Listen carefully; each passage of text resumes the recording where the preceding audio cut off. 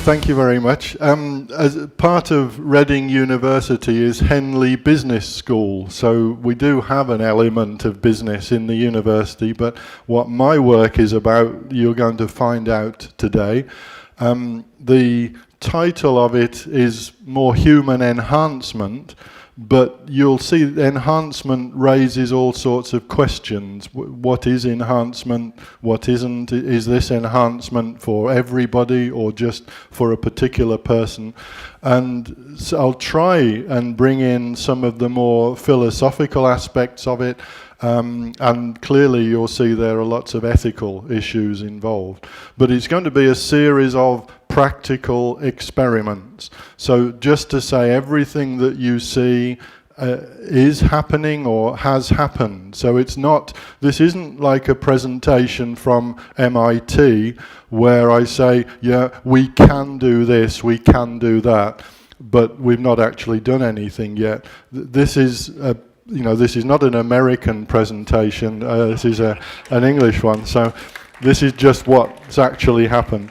I promise not too many more American, one or two maybe. The first one actually goes back a few years, but now the name biohacking, so it's got a sexy name now. When I was involved with it, first of all, the name wasn't so good, but the science was quite sexy. Now it's got a sexy name as well. Biohacking is really where people are putting chips in themselves, and there's quite a few people maybe. Are there any biohackers in the audience here? Is there somebody right there? Well, you're all business people, I guess, so maybe not.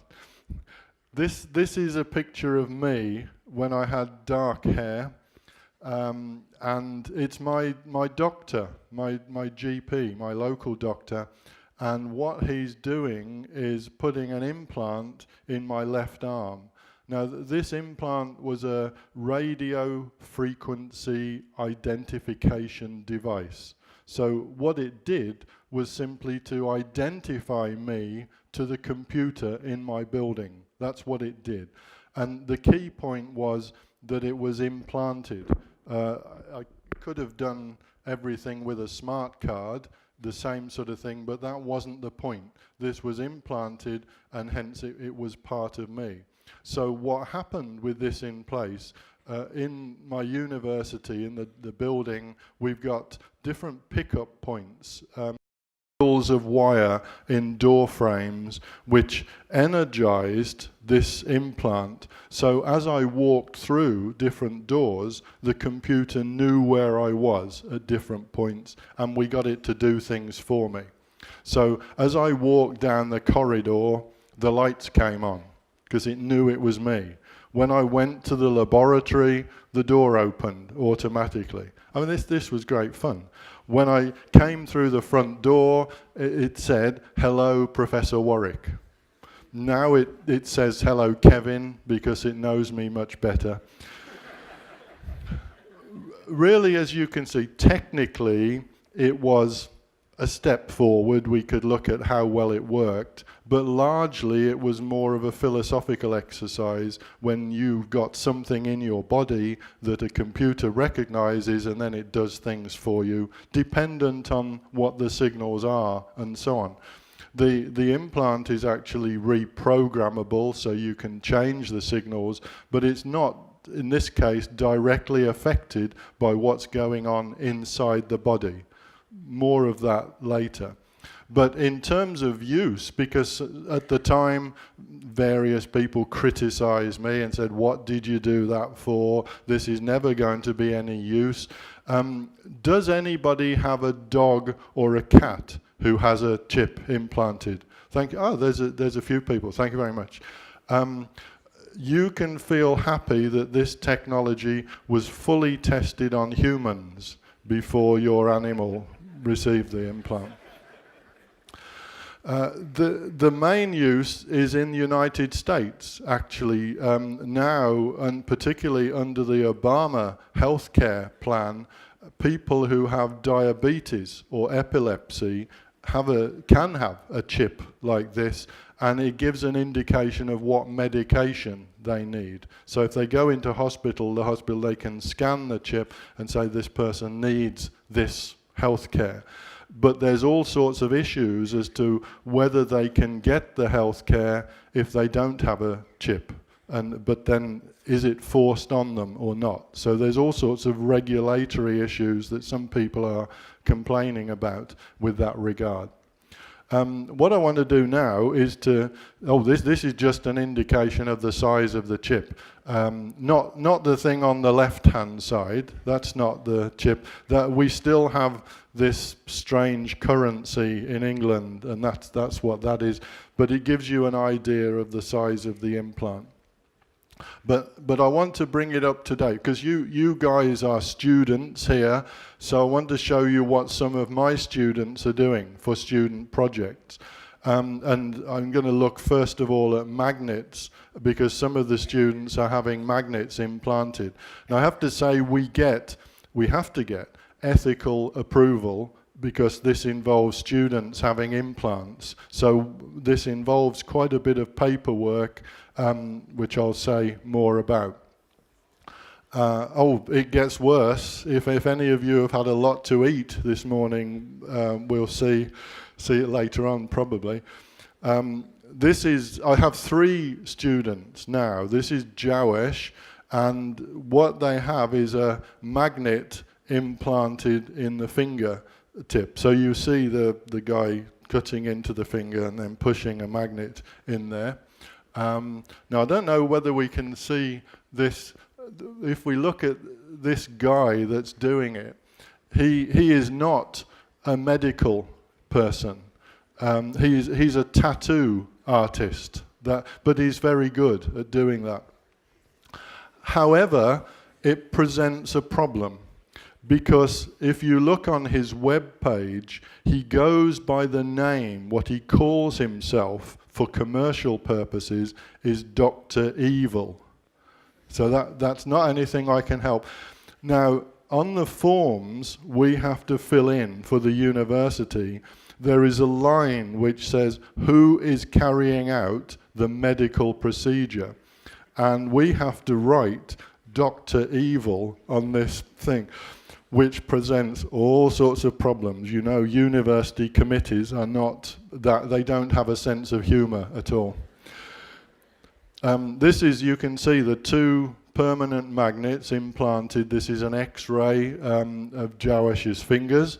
And what we actually do on the baseball cap, these are ultrasonic sensors. This is give a good indication of distance. It's like how a bat senses the world gives a very fast, very accurate sense of distance. And the output from the ultrasonic sensors is fed down into a little coil of wire which is wrapped around the finger where the magnet is in the finger. So what happens as an object comes closer, or if the person walks towards an object, the current in the coil changes, and that vibrates the magnet more or less.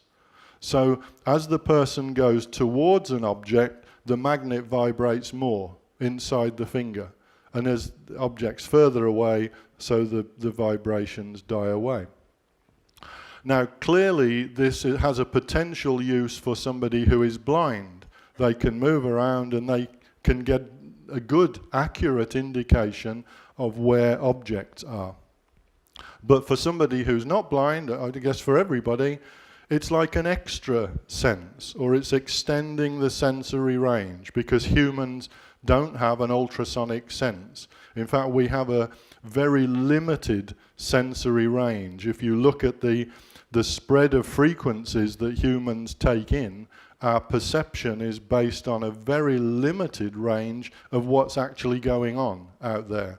Been estimated down in Geneva, it's about 5% of what we could possibly take in. So it's a very limited amount. And hence, when you're looking at philosophical arguments, we're basing the entire philosophy of our existence and so on about 5% of what we could take in. So extending the sensory range to ultrasonics is just one experiment. I now have another student, Ian, who's doing a PhD. He has implants like this, and he's taking in infrared signals. Now, infrared is like a heat signal. So what he can detect is heat from a distance. Normally, as a human, you'd feel it fairly close, or if you touch it, but from a distance, you don't know whether a body is hot or not. Well, he does.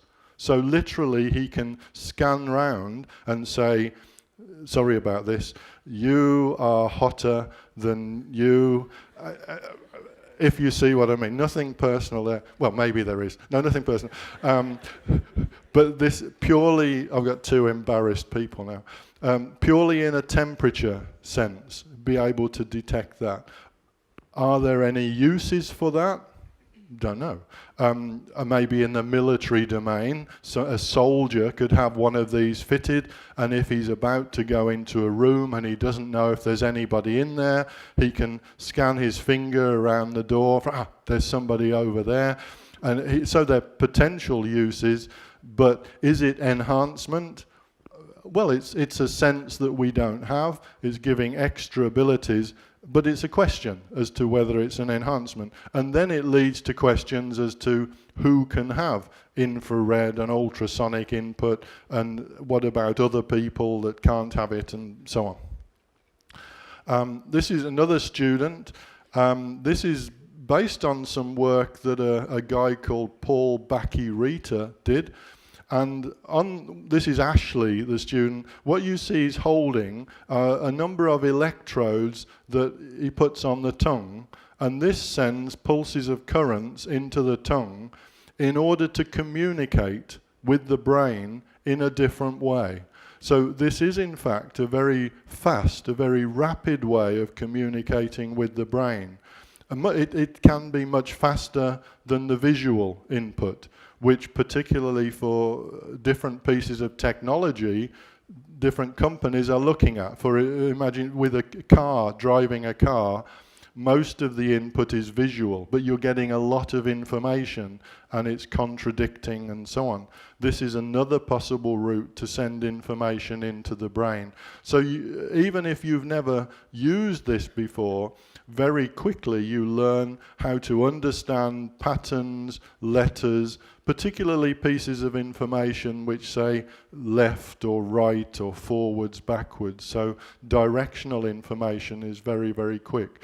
But again, it opens up questions, because we don't tend to use the tongue in order to communicate that way.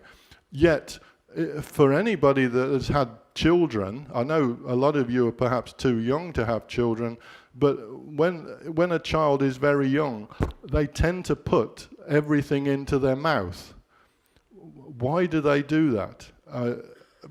Well, because the tongue is extremely sensitive, and there are signals, very quickly can pick up signals that go into the brain. But as you get older, you tend not to use that particular route anymore. So this is perhaps opening up a route that is there and we could use, but we don't normally use it. So is it enhancement or not? Don't know. It's just looking at a different way at what's possible.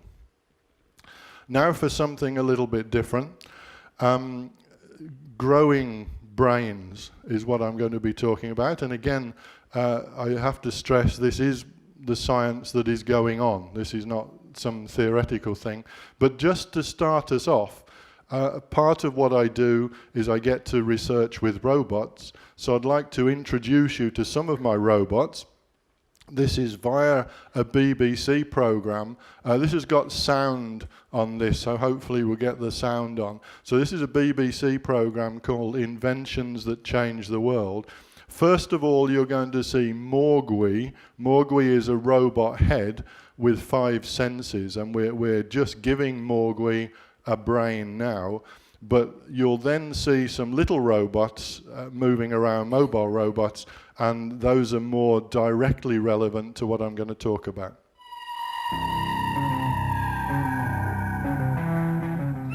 One of the AI community's leading lights is Professor Kevin Warwick. Well, this is a robot head. Dissatisfied with vacuum cleaners and robot dogs, Kevin's gone one stage further. His cyborg comes complete with Radar in its nose and an infrared top lip. Is it intelligent? Well, in a very limited way, I guess it is. It's sort of a basic instinct. What do I do with this information that I'm getting? How do I move? How do I operate if this signal is different? So what's it doing now? Well, if you clap your hands... Oi, over here. Oh, it did it.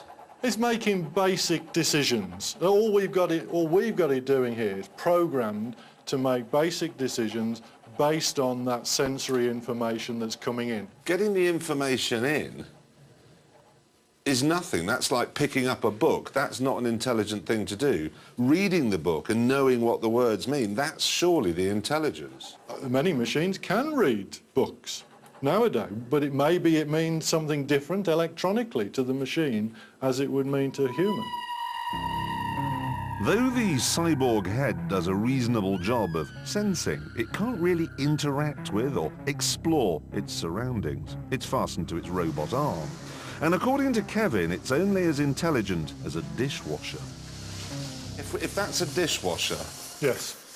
Where are these in terms of... Are they dolphins, chimps? I think you'd have to say it's about the 50 to 100 brain cell area. So realistically, you're talking slugs and snails. But a slug and a snail, they know to eat. They know. These things don't... They have some innate abilities. There's no self-preservation with that. Well, we do have. The power supply, they don't have their own batteries. They each have power they're picking up from the floor here. That's where they're getting their energy. That's where they're getting their food But from. if you turned off this section of the floor... If we turn off this section, was here, they have a basic instinct to go and look for some power somewhere else. They will keep going to do that until they find some. So if I put him down... It should go off looking... So he'll have to go and look for power. And I got to tell him to do that? No, it's an innate response for that robot. It's a basic thing of its life. Yeah, yeah. No, his lights have come back on. Lights are coming on. So he's found power. He's happy now that it's getting power. Away to go. But these, then, are as intelligent as slugs. It's different. But in terms of numbers of brain cells and that sort of thing, yeah, we have slugs. Probably you could say we're up to bees and wasps, the sort of tens of thousands of brain cells, is about as good as you can get. Yeah. Bees and wasps. Yeah. Right. There we go. Those little mobile robots that we saw there are controlled by computer, microprocessor controlled, if you like.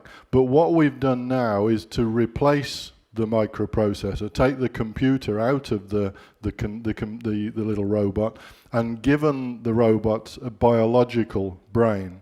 So if we look here, this is the right-hand side is the physical robot that you saw with the wheels, the body of the robot, the wheels and the technology and ultrasonic sensors. So that's the body.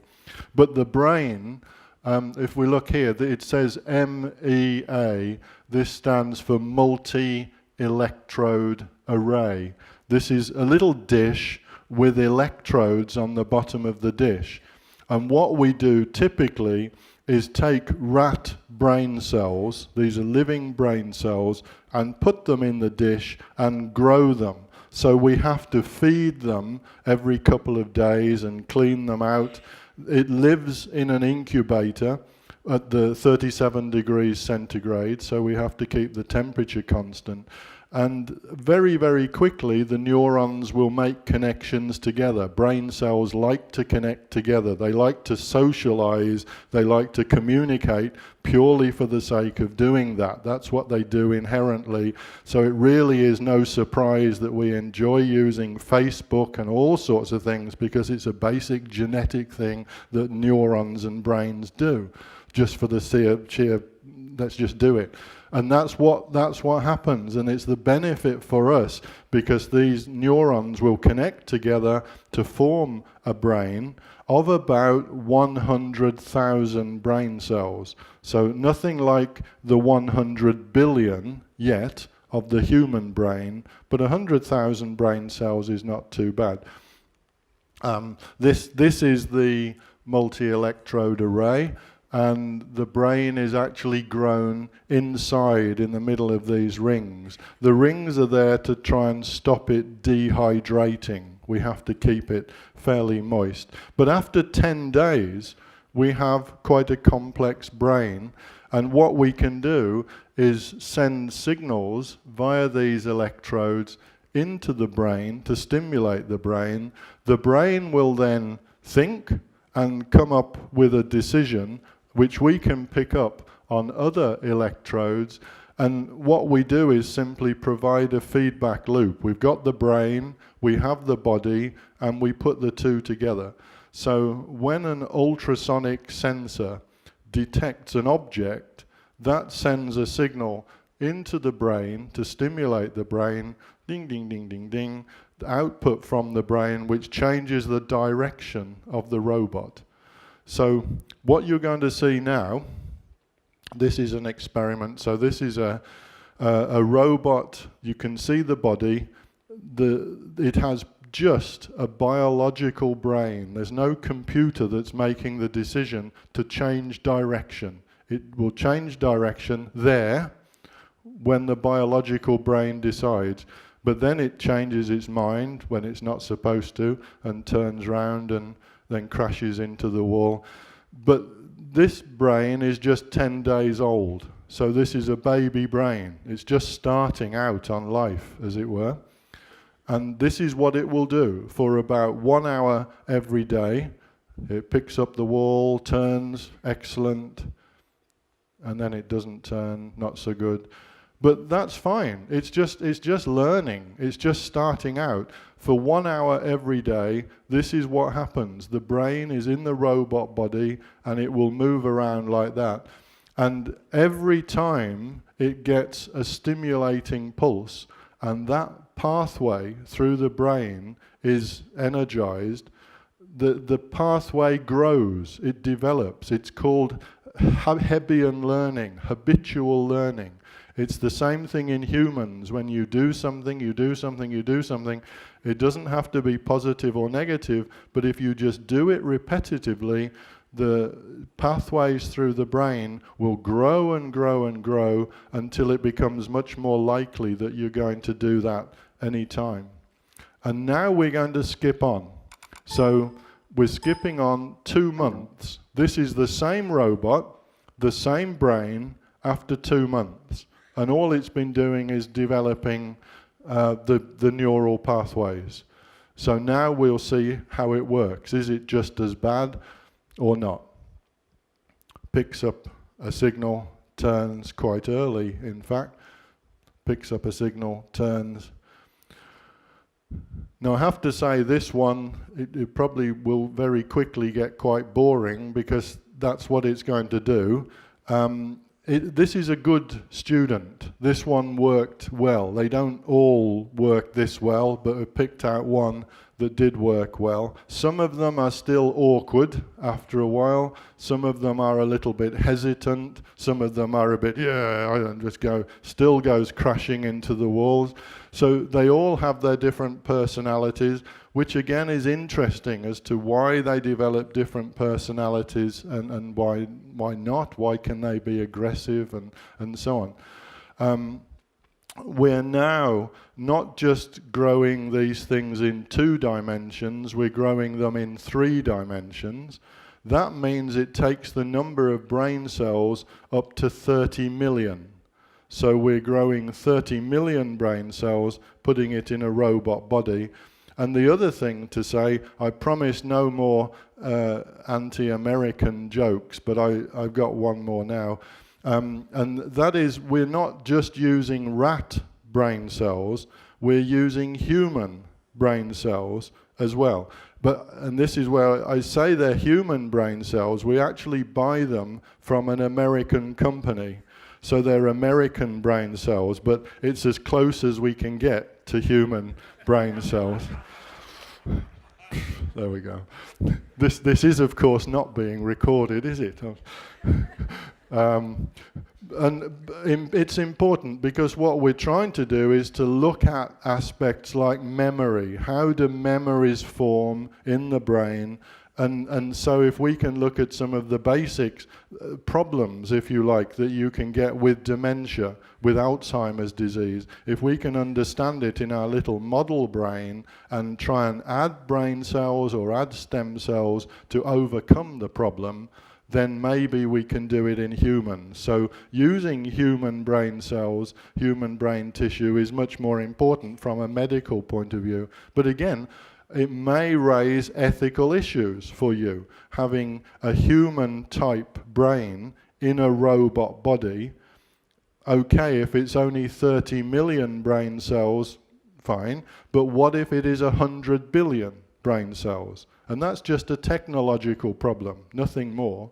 If we can achieve that, then why shouldn't this robot have rights? Why shouldn't it be allowed to vote? And so on. It can't do any worse than humans do, so, or maybe. It raises issues and ethical questions. You know, if I create 30,000 of these robots with 100 billion brain cells and we give them voting rights, then, or maybe I'll create 60,000 and get them all to vote for who I want. But hopefully you can see some of the problems, some of the issues. But from a research point of view, it's tremendously exciting. Now, I don't know whether you can call this enhancement initially, but the process opens up that possibility.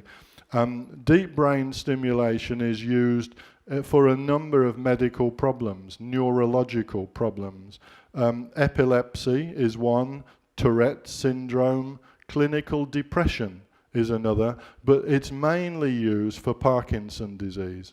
Now what you're going to see how it works, if you haven't seen this before, what you're going to see is a person who has Parkinson's disease, and he's had 2 of the bunch of electrodes implanted deep into the brain. These are electrodes where you see the red sign, the red area. That's where electrical stimulation is applied to the brain to counteract the effects, in this case, of Parkinson's disease, to override the way the brain is working incorrectly. So you're going to see a guy who has Parkinson's disease, you'll then see the assistant switch on the power packs, and you'll see how the person is with purely electronic stimulation of his brain. In 2 minutes, what was the status of Mr. Plessman when he was referred to us by his neurologist in Belgium. And you see him before surgery, without drug, unable to stand up by himself. He's helped by Patricia Limousin, who is a neurologist in our group, and he's not able to do anything of, as he will tell you, makes your life looking like normal. He's not able to walk. He has having dystonia, which are muscular contraction, deforming the different joints, and this is the best he could do without the drugs, with the help of people around him and mainly his wife and friends.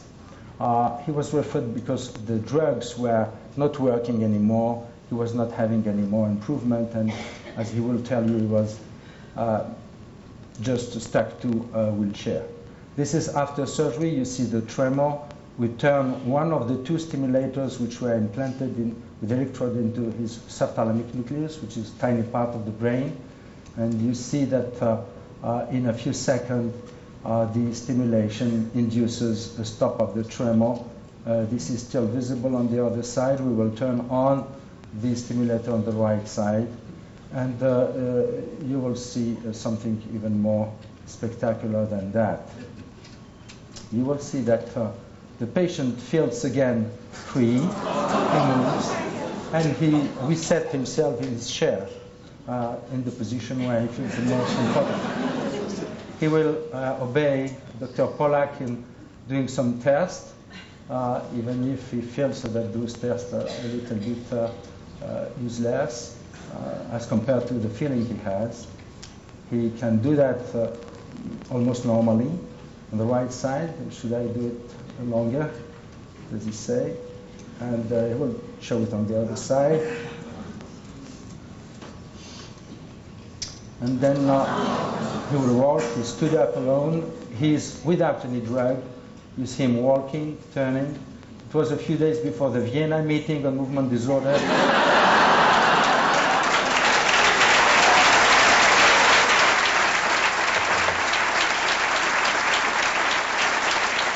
Now, that can work very well, and there are thousands of people that benefit from that. One issue with it, though, it uses up a lot of power, and the power packs have to be replaced every 2 years or so, which means more surgery. So what we're trying to do, working with surgeons at the John Radcliffe Hospital in Oxford, is to develop a stimulator that just stimulates when it needs to stimulate, not all the time. But in order to decide that, it needs to know itself when it needs to stimulate. So what we're doing is taking the electrical activity in the brain, monitoring it via those electrodes, feeding it into an artificial intelligence system, which then learns to recognize the electrical activity in the brain and to link it with the tremors and the muscle locking. And using the big advantage of artificial intelligence that it can predict what is going to happen.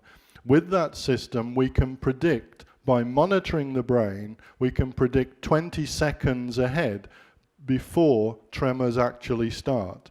And so what we're now doing is providing a feedback loop so that the stimulator just stimulates when it needs to, given that it has about 20 seconds in order to do that. But it does raise, again, all sorts of ethical questions, because what we can do, we can have the patient in Oxford, in the hospital, we can monitor their brain activity in real time in Reading, which is 45 minutes away, and we can get the artificial intelligence system to feed back a signal into the person's brain in Oxford to change what they do. So part of their brain effectively is in a different city altogether in terms of decision making. And that's just for that one particular issue. But for me, it raises up all sorts of, whose thoughts are they and who's making the decisions and so on. We're just using it for Parkinson's disease, but of course it could be for all sorts of different brain activity. Now the final area I'm going to cover is straight into enhancement. And if some of you think you're quite happy being human because humans are quite cool and so on, well, fine, that's up to you. If you're happy with what you've got, the limited resources that the human brain provides, no problem. I'm not. I think this is limited. I look with jealousy to computers and what they can do, and I would love to have some of those abilities in my brain. So what is possible? And here's some examples. The first one is particularly for the older members of the audience, memory. As you get older, you tend to forget faces. I've had at least one person come to me today, hey, do you remember me? I sort of. When's that happened? Whereas if I had in my brain, like ding, ding, ding, yeah, and I would know exactly who it was, maybe I could even Google and get all sorts of information directly in my brain. Senses, the third one I've talked about before, that we could extend our range of senses. But for me, the biggest one of these is communication. Because as humans, the way we communicate is, it's so awful to be embarrassing that we still communicate. When you think about it, we all have highly complex signals, thoughts, feelings, images, emotions in our brains. And if we want to communicate something of that to somebody else, what do? This highly complex electrochemical activity, we convert it to trivial, mechanical, serial sound waves. This is what our mouth does. Highly complex signals to trivial serial signals that travel very, very slowly, and somebody's ears will pick them up and convert back from mechanical signals to electrochemical signals. And of course, even if you've been married for 40 or 50 years, you still have no idea. What are you thinking about? I can't. Wouldn't it be better if we could just send signals directly from brain to brain, electrical? Surely, that's what computers do. Can't we have a little bit of that technology and progress a little bit, at least in terms of communication? This is Campbell Aird, and he lost his arm due to cancer, but you'll see him controlling the hand and arm with his human hand, which is a bit silly, really. It would be nicer if he could control the robot hand from his brain directly, surely. To do that completely requires a link from his nervous system to the wires, to the hand, and from the wires in the hand back up to his brain, a bi-directional link. And this is what my main line of research is about. But let's assume we've got it. Let's assume we can give somebody a hand and connect up his nervous system to the wires directly. Great. We're taking brain signals, we're putting them onto wires. Fine. We can give somebody an artificial hand or leg, whatever it happens to be, as long as mechanically we can do that. But that's thinking inside the box, because we now have brain signals on wires. Why limit them to doing that? Let's connect onto those wires and send the signals somewhere else. Let's send those brain signals across the internet. What it means is that now we have the technology, we have it now, so that your brain and your body do not have to be in the same place at all. Your brain can be in one place, plug connections in across networks. Your body can take on all sorts of different forms and be in all sorts of different places. It can be on different planets. If you want an arm, a leg, or a vehicle that's part of your body on Mars, hey, it's just, do it. Get on with it. If you've got the money to do it, you can achieve it. So it opens up all sorts of possibilities as far as your brain controlling technology as it's your body, because now you have a technological part to your body wherever the network takes you.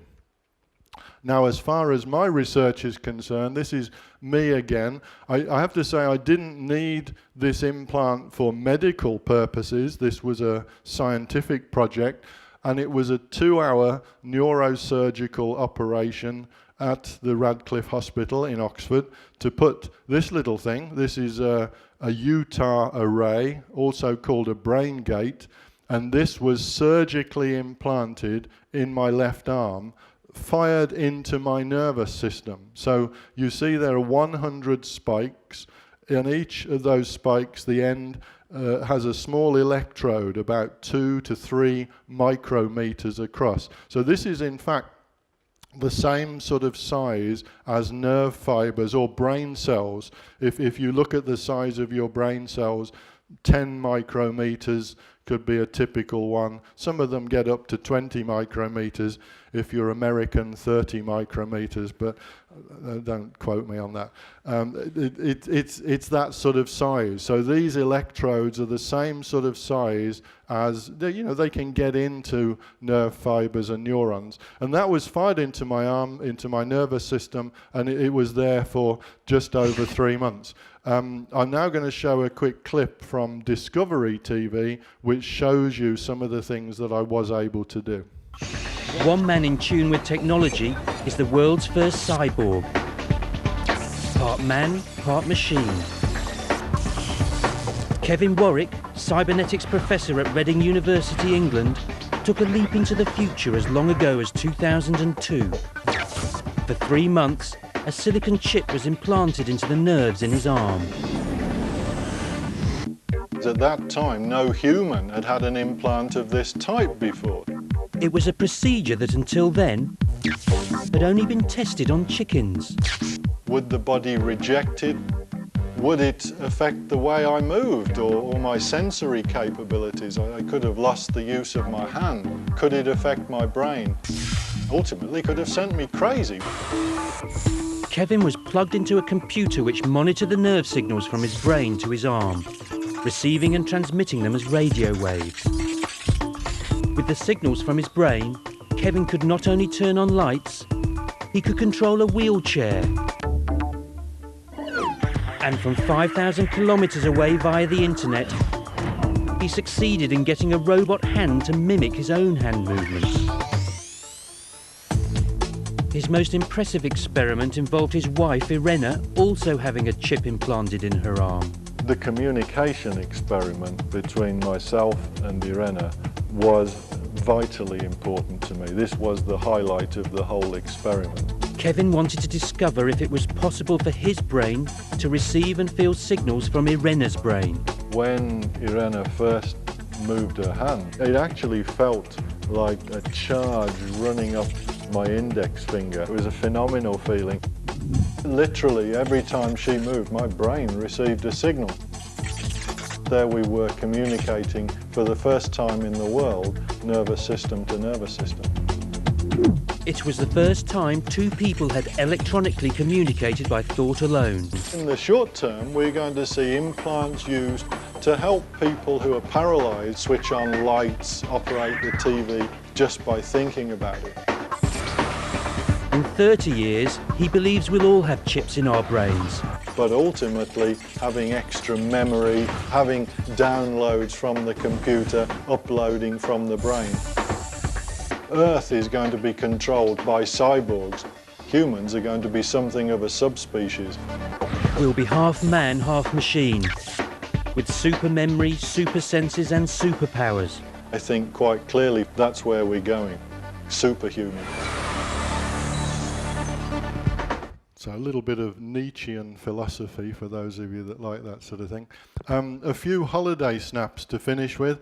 This was, they didn't mention this in the clip, experimenting with ultrasonics. So ultrasonic sensors on the baseball cap, the output fed down, this time into my nervous system. So my brain was receiving pulses of current, and as the frequency of the pulses increased, it meant there was an object close by. And as the frequency died away, so the object was further away. So this was like an extra sense.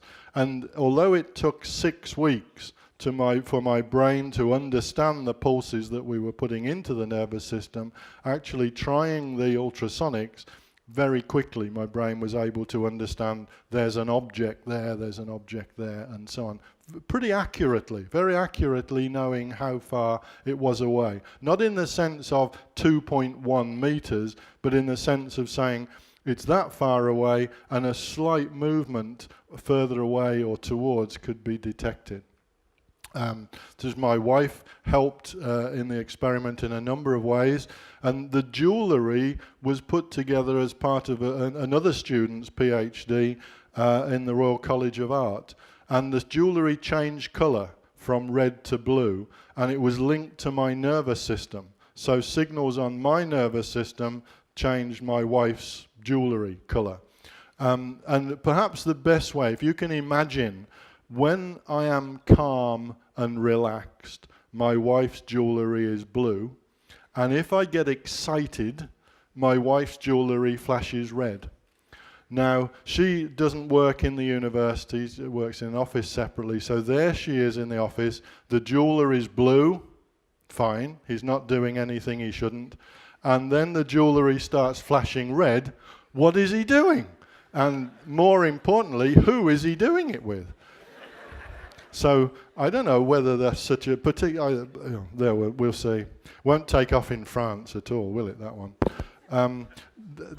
This is taken in Columbia University, New York, where we put my nervous system live onto the internet. So my nervous system actually had an IP address, and we linked back to Reading for the robot hand. And what happened, I moved my hand in New York, and my brain signals went across the internet to also move the robot hand in Reading.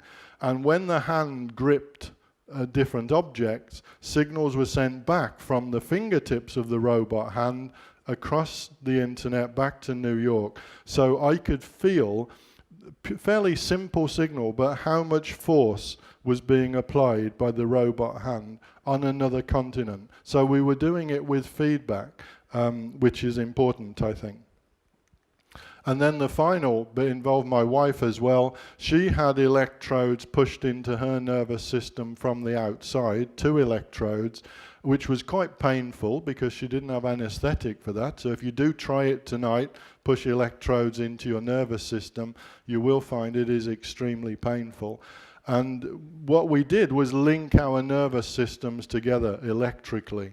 So every time she closed her hand, my brain received a pulse.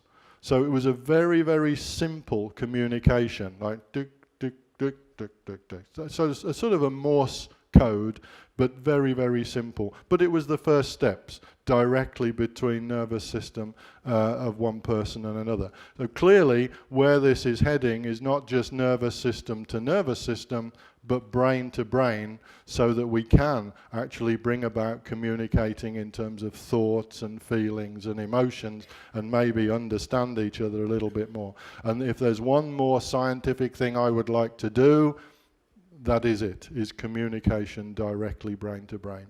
Thank you very much.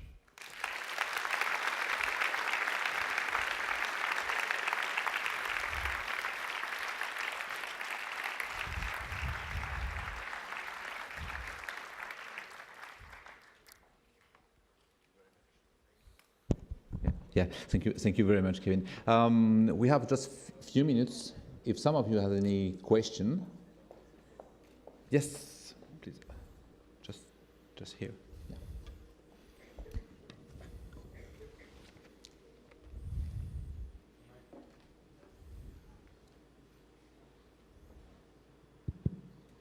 Il faut peut-être allumer le micro.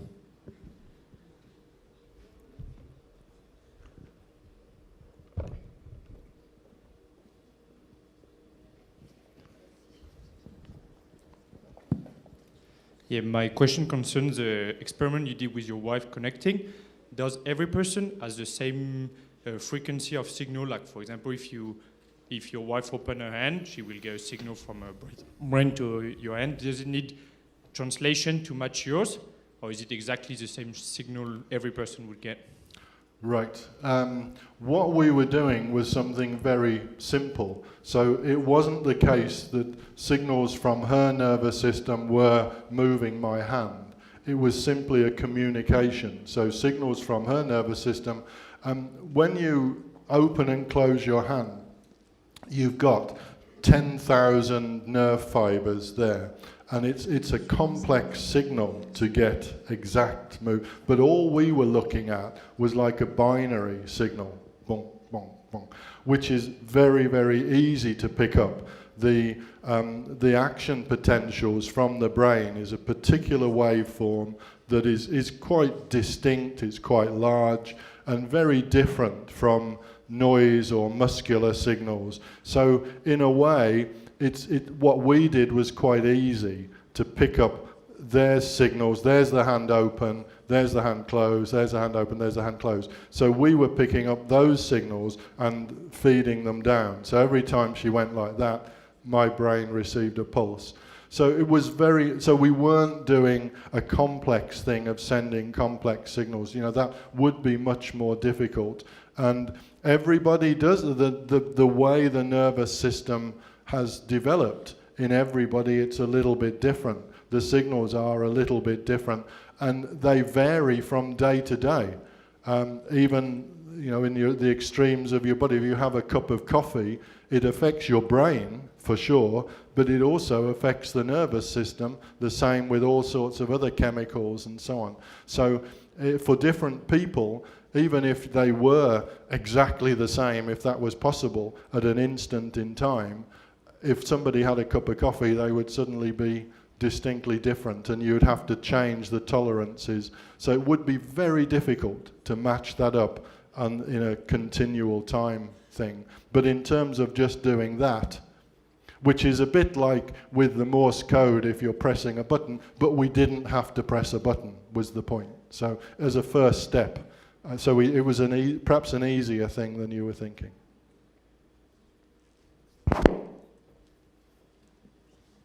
Hi, can you hear me?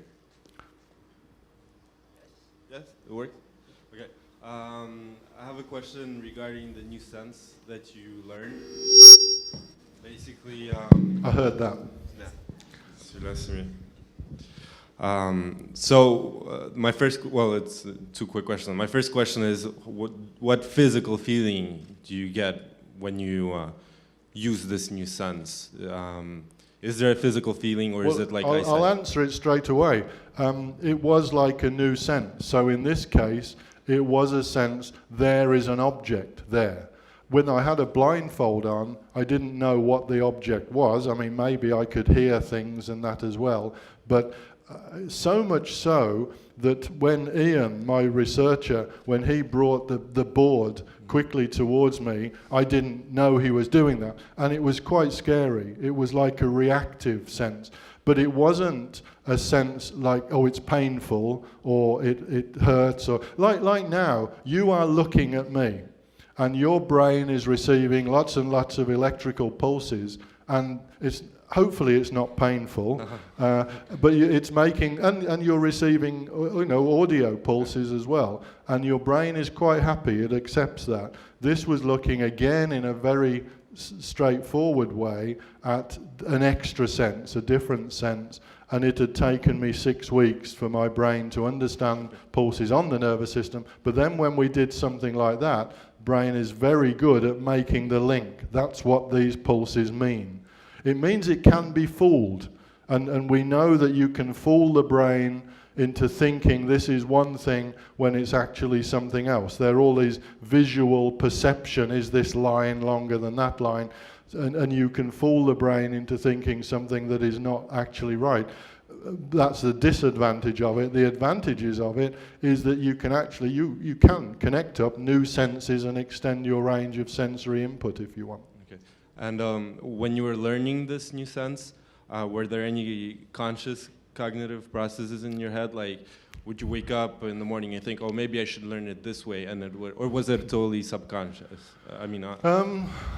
Probably a bit in the middle. I don't know that I was waking up and thinking like that, but it did take a long time. But it took about 2 weeks before we were getting any sort of results at all, because there's no, if you're doing this sort of research, there's no book that you can go to and it says if you want to communicate you apply this voltage and this current. So we didn't, to start with, we didn't know how much do we need to apply. So we were starting, it said in the clip, it had only been used on current for chickens before, and at the time that was true. All we had to go on was the sort of current in the research projects with chicken sciatic nerves. So we started with that, which was about 20 microamps but my brain didn't recognize anything. So we had to increase it to 30 microamps, still nothing, 40 microamps. In the end, 80 microamps was what we were applying, and my brain started to recognize things. That was at 40 to 50 volts. So I have 40 to 50 volts pushed into my nervous system, but it's more the power, and hence the current is very, very small. And it's interesting, the current is not too different to a lot of the neuron models that you get, models of neurons, a little bit more, but it's not surprising because of the input resistance and so on. Yeah. Okay. So, what are currently the main obstacles you're facing in your research, and if you eventually achieved brain-to-brain communication, what would you like to do with it, or what could you imagine happening? Yes. I think the main obstacles is funding. In Europe, we don't have the same sort of money. With that, we were competing with American groups that particularly funded by DARPA, the military funding, and the brain gate has been used since then more for people that have neurological problems, but the budgets they have. So I would say budgets. Surgeons have been very good working with me where there is the possibility of helping people. But when you look at this communication, you could say it's helping people who are locked in patients. They can't communicate, but there are actually very, very few of those. Some people that have had a stroke, or they can still move their eyes, something that you can measure. So getting surgeons to put electrodes in my brain when I don't have a problem is a bit of, it's not out of the question, but it's a difficult. I think, what would I do? I would, for once, make some commercial success out of it, because I think we do like to communicate as humans. Telephones have been an enormous commercial success, computers, and I think this would be even more. If we can start to communicate brain to brain, emotional communication, that would be one of the things I would like to see. You know, can I understand if someone else is happy, angry, sad? Can I understand that? Not that I would necessarily feel the same way myself, but if we were hooked up and you were getting annoyed with me, could I actually feel that? You know, because I mean, English, we're reserved and we say, no, that's perfectly okay, when we mean, that's terrible, that's horrible, I don't like it at all. And hence, if we could communicate like this, a little bit of that English reserve would be removed. You'd get to know that I'm actually saying, yeah, that's fine, but I don't feel that. I feel... Have you ever feel a fear of all the experiment? Because for me, it looks so brave to take all the experiment on yourself and on your wife. Oh, thank you very much. I have to say, typically, no. I mean, it's the science that I find so exciting. Having said that, the night before I actually had the operation, I didn't sleep much. Because, you know, when you don't know whether it's going to work or not, and the surgeons had never done the operation, I didn't have to have the operation. And, you know, it was 2 hours, and it could have gone wrong. The surgeon said I could have lost the use of my hand if it went wrong. So the night before, I was, oh, shit, should I do this? But, you know, I was too far down. It's just the next day, so let's get on with it. Until that time, there was so much to do in preparation and to make it all happen that in a way I didn't even have the chance to think about any negatives. But I think my fears were rather that it wouldn't happen. And my fears are more that there's some problem, that somebody you know, some official person says you can't do that because whatever it is. And that's more what my fears were. There were so many hurdles to overcome to do the research that we've done so far, and that is more where my fears lie, is more that somebody will stop me from doing something for no good reason, not for an ethical reason, just because they are an official person and they have the power to stop me. So when you communicated from nervous system to nervous system, is there a way so you can turn it off? Like, for example, for you to choose which information you want to receive or not, and for the person who sends the information to say, I wanted to feel this when I do this, but when my next movement, I don't want him to feel it, and so choose which information you send and which information you receive, or do you just have to receive everything? I think how we did it, because it was a basic scientific experiment, was really you're connected up and you will receive everything, but what sense your brain makes of it depended on how the learning had gone.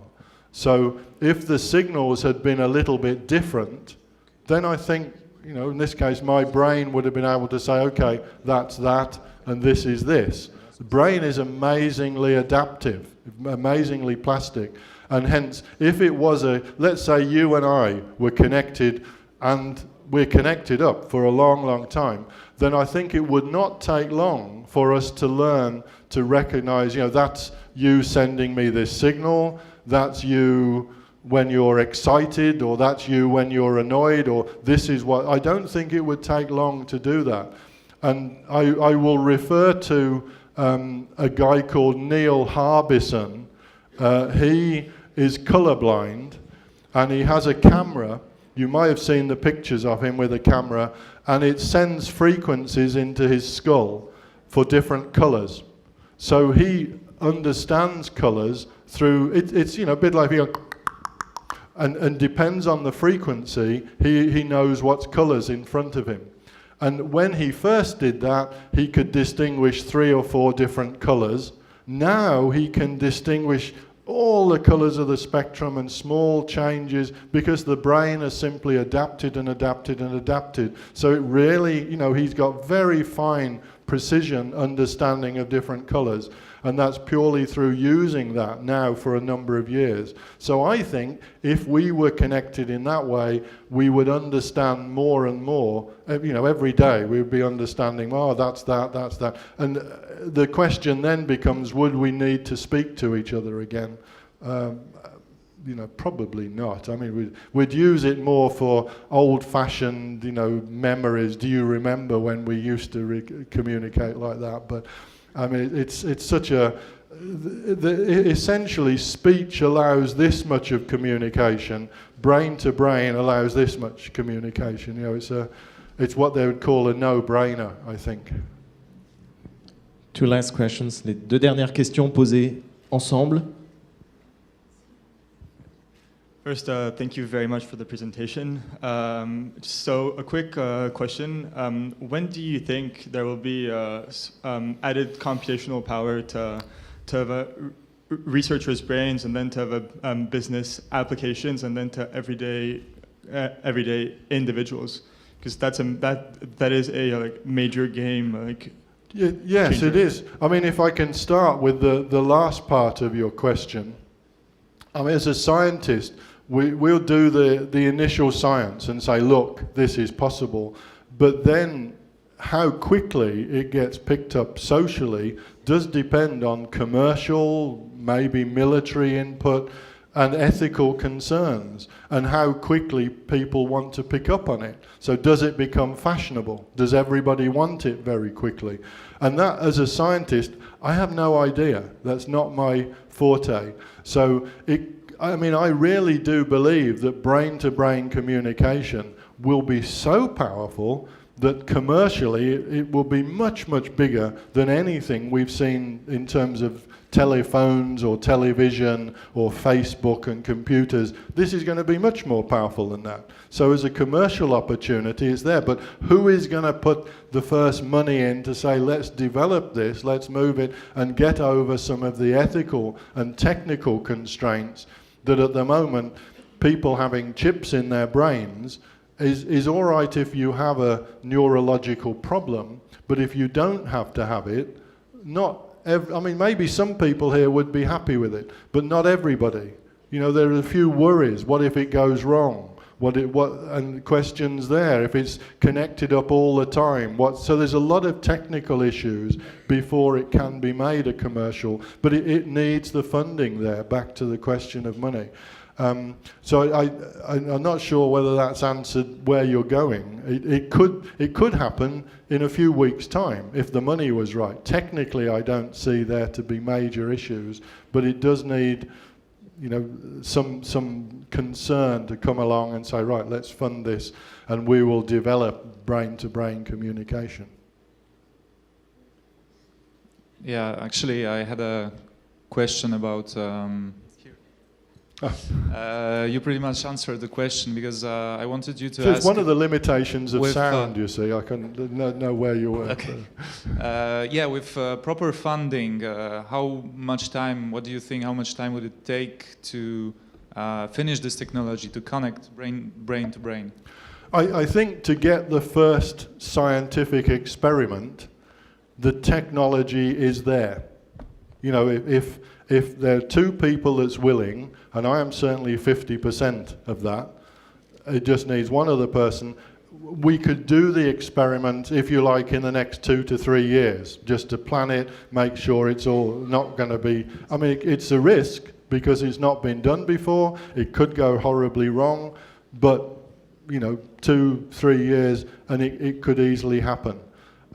As from then, don't know. I mean, it depends. It depends a bit how people take it, how the media deals with it, and that can be. You know, they can say, "Oh, this is great. This is fantastic," or they, "Ha ha ha! What is this stupid thing they're doing now?" So, and that influences people enormously. So difficult to answer the long-term question. But I think the technology is there to go ahead with it now. So if somebody's in the audience with a checkbook for £1 million, thank you very much, and we will deliver brain-to-brain communication in the next 2 to 3 years. Thank you, Kevin.